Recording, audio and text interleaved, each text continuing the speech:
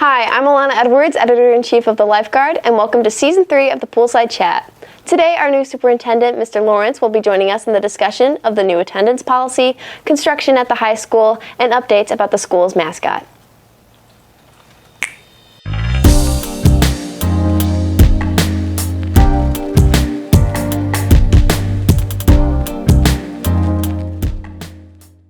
Welcome back to the Poolside Chat. This is Season 3, and we are here with our first episode of the new season. I'm Alana Edwards. And I'm Jaden. And today we have a special guest. We have our new superintendent, Mr. Lawrence. How are you today? Great, how are you? Good. How was your summer? Great summer, very busy, preparing for the school year, but exciting as usual. Do anything fun? You know, my oldest daughter went off to college, so a lot of that was focused on her preparing to head off, so a lot of family time. How was that? Was that fun? It was fun. A lot of tears from my wife. Yeah. Trying to work through that, but we had a really good summer. That's good. Yeah. Lots of fun. Did you do a lot of traveling, or was it like close? Not as much as normal. She's going to school in West Virginia, so a couple of trips back and forth there and exploring and then moving her off to college. That's fun. Yeah. Do you want to start? Yeah. What are your goals for this school year? So I think number one goal was to really help unify our district. We've had a little bit of turmoil, as people have seen in the press, and I think my number one goal is to really bring folks together.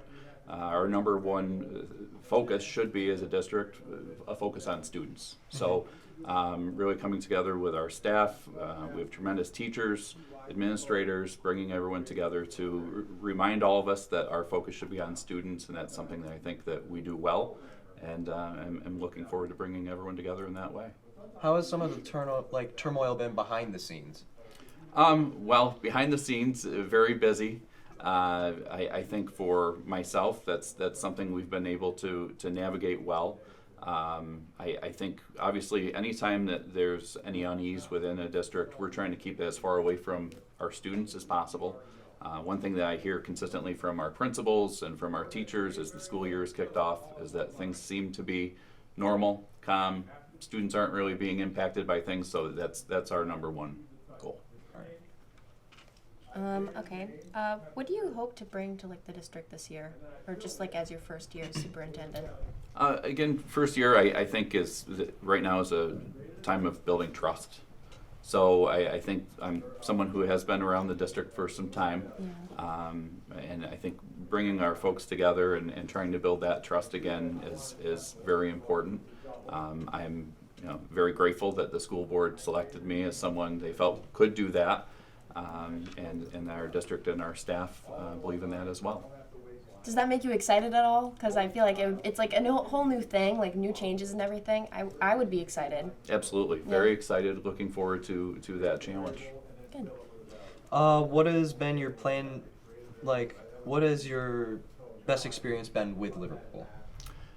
Well, so this is my 11th year in Liverpool. And so I can't really think of one experience that's been great. I've absolutely loved my time here. So I started here as our executive principal at the high school. So very close connection to this building and our programs that we have here. That morphed over time into being our executive director for secondary education. So being able to work a little bit with our middle level as well as our high school, and then becoming the deputy superintendent. I've had a lot of experiences, not just with our instructional side of the house, but our non-instructional. At the end of the day, I feel like we have just outstanding programs here. It's been exciting. I think of your program that you're currently in, watching Mr. Nicholas build this program over time. I remember back when he was a newer 10th grade English teacher, and watching him build this was really his vision to have an outstanding program that we currently have. So I think of this as one of those high successes that we've been able to build over time. Are you aware of our new attendance policy at the high school? Well, it's not new, but they're more enforcing it this year. Sure. You're aware of it, right? I am, Okay. yes. What are your main goals of implementing the new attendance policy? I think the main goal is really to make sure students are here and attending class. I know Mr. Woodcock, when he was here, and Mrs. O'Brien last year, they had conversations with teachers and asking what is the top thing that's keeping students from being successful in the building, and attendance was one of those main issues. So in order for students to be successful, they need to be here. I think our teachers all agree on that it's difficult for them to do their job if they have an empty seat in front of them. So that's really the goal at the end of the day, is for students to be successful. All right, and what kind of feedback are you hoping to see?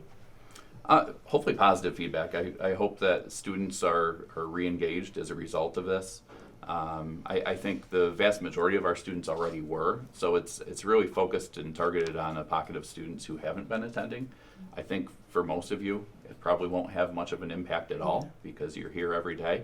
It's just an attempt to get those who aren't engaged here and learning and hopefully being successful. And at the end of the day, we want you to walk across that graduation stage. Mm-hmm. That's very good. I'm glad you are aware of it. Yes. How do you plan to familiarize yourself more with the high school? Well, I feel pretty familiar with the building itself and the staff within.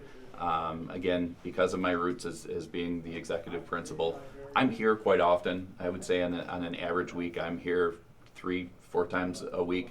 It may be a little bit more behind the scenes. I'm meeting with administrators and more in the office than anything, but really just trying to be out and about. This morning, for instance, on my way down to meet with you, I was meeting with various teachers in the hallway, just having a quick chat, see how their school year has started. And really for me, it's listening and kind of having the pulse of this building. If I hear any concerns, issues that raise some red flags, that's when I start having conversations with folks like Mrs. O'Brien, and we try to figure out solutions to help everyone involved. How involved are you with the school's construction with Wetzel and the cafeteria? So I'm highly involved in the construction projects. Actually, I'm the district's primary go-to person for those projects. Mm-hmm. So the last few years, I've been spending a lot of time meeting with architects, engineers, living through feedback sessions with our staff as we've been starting up these projects. That's good. Any progress on Wetzel? Where would you say it stands right now? So right now we're in the beginning phases. I don't know if you've probably noticed construction fences and things like that are going up. So really in the next week or two, you should see more heavy equipment starting to come in, and they'll start the demo phases, which is exciting. Once we actually see that work happening, we know that it's officially undergoing the construction that we want. Probably a longer timeline than we had anticipated initially, but it's exciting work. And like I said before, for a program like this, you're going to end up with a state-of-the-art facility that we know will support your needs much better. And then do you have any updates about the cafeteria? So the cafeteria, you should see that work happening in the spring. Okay. It was scheduled originally for last spring, but because of a couple of things that put us behind schedule, we had to move that to this spring. So most likely April, when you get back from spring break, you're going to see it looking very different around that area, and we'll have to have you housed in a different area for lunch. But we're really hopeful that project will just last throughout the summer, and then the following school year, students will be back to a nice new cafeteria. All right, that's good. And then you said that we're going to be housed in a different area of the school. Do you know where that's going to be pushing all the students? So the gymnasium will be the primary area for lunch. We also, as you know, there's tables currently in the fine arts lobby, so that's going to be used more for our seniors. And then we'll be down the hall in the gymnasium. Really, the rationale for that is in the spring we can get our sports teams, our daily programs outside more, so there's less need for the gym at that point in time. That's perfect. So with the cafeteria being under construction for its redesign, will it in fact affect the traffic when it comes to students passing in and out of that area? So there a little bit, yes. The primary hallway at some point will be closed off where you currently go through. It might not be right away. We'll have to wait and hear from our construction management folks when they'll be shutting certain areas down. All right. Have you heard any feedback about the cafeteria or construction of Wetzel from students, staff? From both student staff, I think everyone's just excited to get it up and going. I think also excited for it to be done. So obviously the delays that impacted everyone because we were hoping to be much farther along at this point, but I think there is an overall excitement of what that will look like. All right, thank you. Do you want to go on to the last question? Sure. Do you have any updates on the school mascot? Yes, so updates on the school mascot.